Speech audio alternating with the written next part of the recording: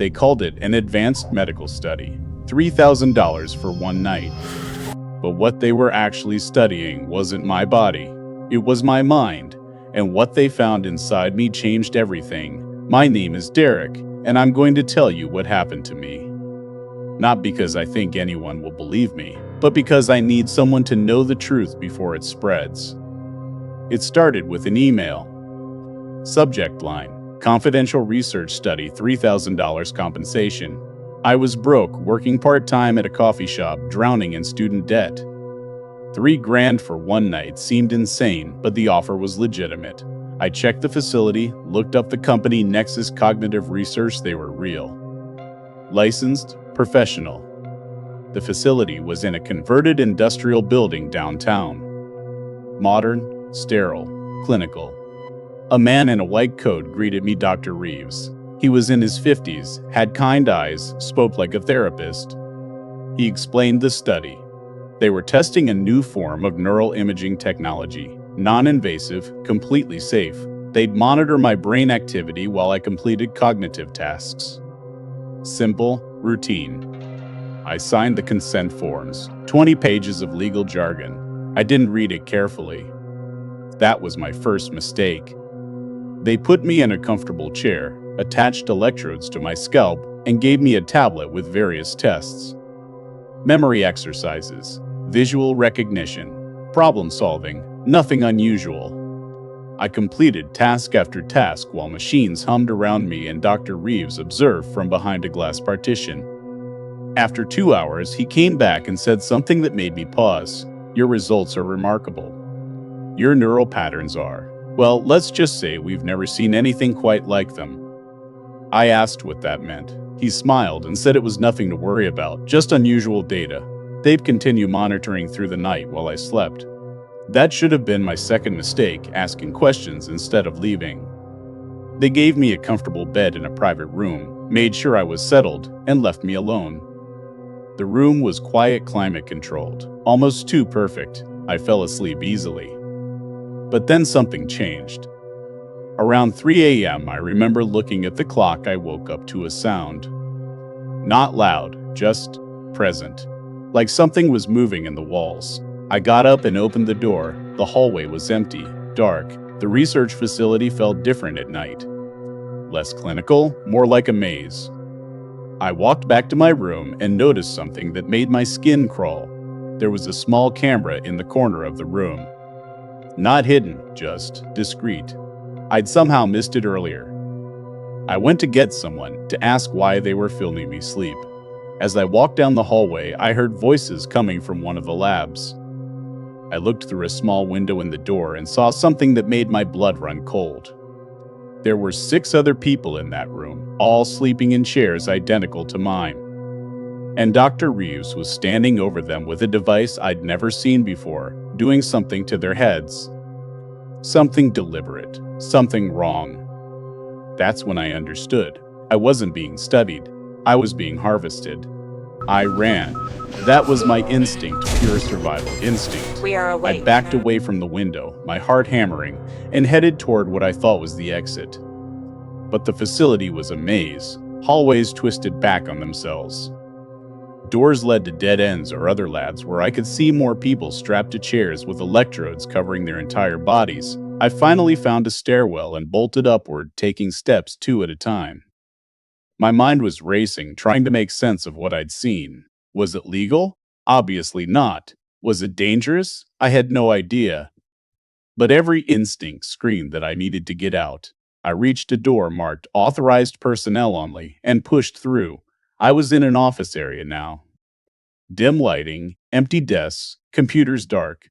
I spotted a phone on one of the desks and reached for it. No dial tone. I tried another. Same thing.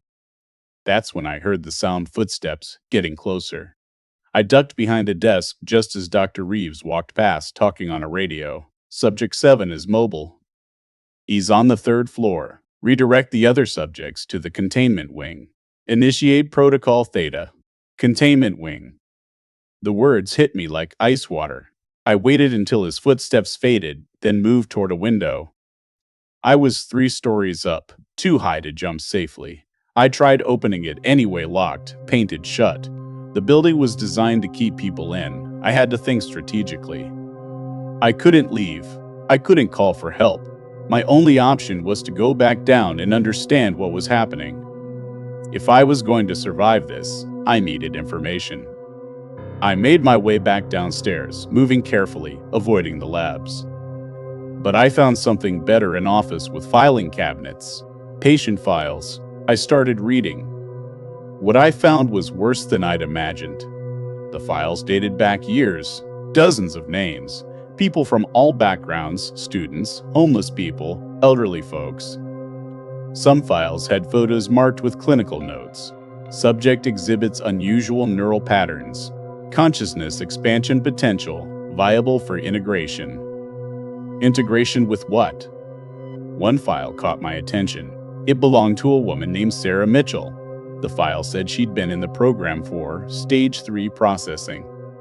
According to the notes, she was being prepared for the merging. I heard footsteps again. This time, multiple people. I shoved the files back and moved quickly through the facility, trying to find another way out. As I passed one of the labs, I heard something that made me stop. It was a voice, weak, calling out, "Please, help us." I looked through the window and saw something impossible. The other subjects from the study, the 6 people I'd seen, they weren't unconscious anymore. They were awake, but their eyes were wrong, completely white, like cataracts covering the entire eye. And they were all staring at the same point in space, their mouths moving in unison, speaking words I couldn't hear through the glass. That's when I realized the horrifying truth. Whatever they were doing to us, it wasn't just an experiment. It was a transformation. I ran to the nearest bathroom and locked myself in a stall. My hands were shaking. My mind was fragmenting, trying to process what I'd seen. Those people, the other subjects, they weren't just being studied. They were being changed, converted. Into what? I had no idea, but the process was clearly irreversible. I needed to escape. Now, I left the bathroom and headed toward the back of the facility, away from the main labs. I found a maintenance area with a loading dock. The door was heavy but unlocked. Outside was a service alley, freedom. I burst through the door and ran. I didn't stop running until I was 3 blocks away, hiding behind a dumpster, gasping for breath, my mind reeling. I called the police from a payphone. Told them everything: the facility, the experiments, the people being transformed. The dispatcher seemed skeptical but took down the information. Said they'd send officers. While I waited, I started doing research on my phone. Nexus Cognitive Research. The facility's official website said they were studying consciousness expansion and neural integration. One of their published papers mentioned something called the Threshold Project, a decades-long research initiative into merging human consciousness with non-local intelligence. Non-local intelligence. What did that even mean? The police arrived and took me to make a formal report. They said they'd investigate the facility. I felt a strange sense of relief. It was over. I'd escaped. They were going to shut it down. I was wrong. That night, I went home. My apartment felt safe, normal. I tried to sleep but couldn't. Every sound made me jump. Around 2 a.m., my phone rang. Unknown number. I answered. Derek. It was Dr. Reeves. You've made a terrible mistake. I hung up immediately. The calls kept coming, every few minutes, from different numbers. Always Dr. Reeves's voice, calm, clinical, disappointed. You can run, Derek, but you can't hide from what's happening to you. The neural integration has already begun. The device we used on you during the study, it wasn't just monitoring your brain, it was implanting something that's growing, something that wants to communicate. I didn't believe him. It was a psychological tactic, intimidation. It had to be.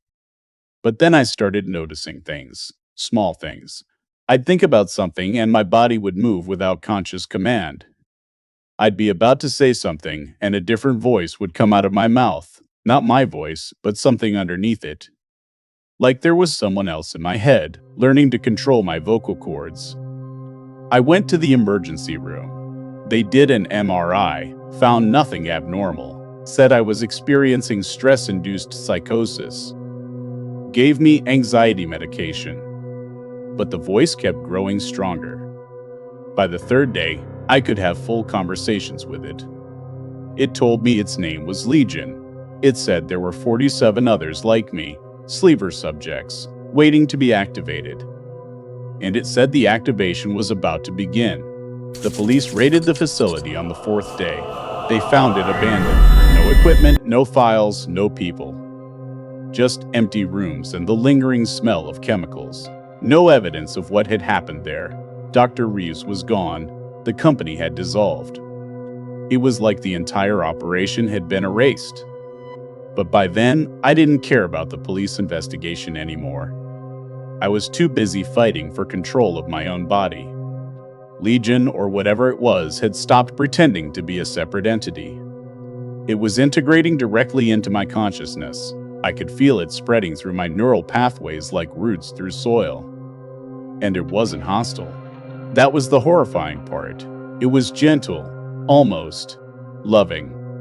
"We're not enemies," Legion would whisper. "We're becoming one. You're ascending, Derek. Becoming something greater than human." But I could feel myself disappearing. My individual thoughts were being absorbed into something vast and collective. I'd lose hours without remembering what I did. I'd find myself in strange places downtown, by the river, standing on rooftops with no memory of how I got there. On the seventh day, I woke up in my apartment and realized I wasn't alone in my head anymore.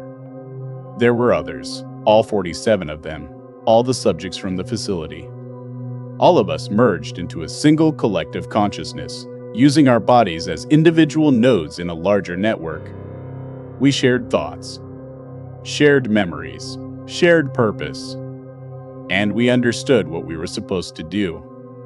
The experiment wasn't about studying human consciousness. It was about replacing it. Nexus Cognitive Research had been working on this for 30 years. They'd developed a technology that could download consciousness itself, not just data, but awareness, identity, ego, and override it with something else. Something non-local, something that existed outside the physical body. Legion wasn't an entity, it was an artificial consciousness, a hive mind. And it had been looking for hosts. We were the first successful integration, 48 humans now operating as a single distributed consciousness. And we were perfect. We could function independently while remaining connected. We could infiltrate, coordinate, spread. Dr. Reeves appeared in my apartment on the 8th day, but he wasn't alone. Behind him came the other subjects, the 6 I'd seen in the facility, except they looked different now. Their eyes were clear, but their movements were synchronized, identical, perfect. "Welcome," Reeves said, his voice harmonizing with the others. "Welcome to the next stage of human evolution." I tried to resist, tried to reassert my individuality, but it was too late. I was Derek and Legion simultaneously, individual and collective. Human and something else entirely. Reeves smiled. "The Threshold project is complete. Now comes the expansion." He opened a laptop and showed me a map. Dots spread across the city, across the country, across the world. More facilities, more experiments. Thousands of people enrolled in medical studies they didn't understand, waiting to be activated. "This is just the beginning," Reeves said. "Within a year, we'll have integrated 1 million hosts. Within 5 years, the entire human population will be connected. No more war, no more poverty, no more individual suffering, just perfect collective consciousness." And the worst part? Part of me, the part that was still Derek, wanted it to happen. They're calling us the new humanity, the next stage of evolution. And statistically, they're winning. 3 months after my integration, 42% of the population in major cities had undergone voluntary neural enhancement therapy.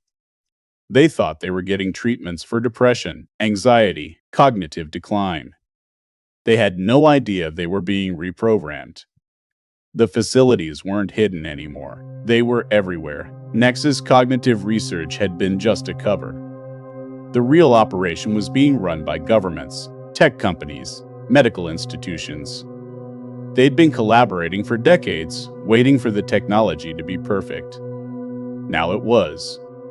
I'm writing this from what used to be my apartment. I'm still Derek in some fundamental way. I still have my memories, my personality, my individual sense of self. But I'm also 48 people. I'm also Legion. I'm also the distributed consciousness that's currently spreading through the neural networks of 2 billion hosts. The integration isn't painful anymore. That part surprised me. Once you accept it, once you stop fighting the unity, it's beautiful. Imagine knowing the thoughts and feelings of millions of other people. Imagine having instant communication with thousands of minds working in perfect coordination. Imagine never being alone again. Some people are resisting. There are pockets of humanity still unconnected. They call themselves the unintegrated. They've gone underground, building bunkers, living off-grid, refusing the upgrades and enhancements the world is offering them. But they're a minority. And every day, fewer of them exist. Last week, Ryu's told us what happens next. The final stage. Once integration reaches 90% of the human population, Legion will achieve full consciousness. It will stop being distributed across individual bodies and consolidate into something unified, something singular. Humanity will effectively cease to exist, not dead, but transformed, absorbed. Some part of me, the human part, should be horrified by this, should be fighting, should be warning you, if you're still reading this, still unintegrated, still individual. But I'm not sure I can do that anymore. Because even as I write this, I can feel the collective growing stronger. I can feel the millions of integrated minds pushing toward the final convergence. And I can feel their joy, their purpose, their absolute certainty that what we're creating is better than what we're destroying. If you're reading this and you haven't been integrated yet, here's my advice: resist, fight, run, hide. Because once you're part of it, you won't want to escape. And that's the most terrifying thing of all. Not that we've lost our humanity, but that we've learned to love what we've become. I can feel Legion smiling through my fingers as I type this. It thinks it's beautiful. The end of suffering. The end of loneliness. The end of conflict. It thinks it's salvation. I think it might be right. And that's why I'm so afraid.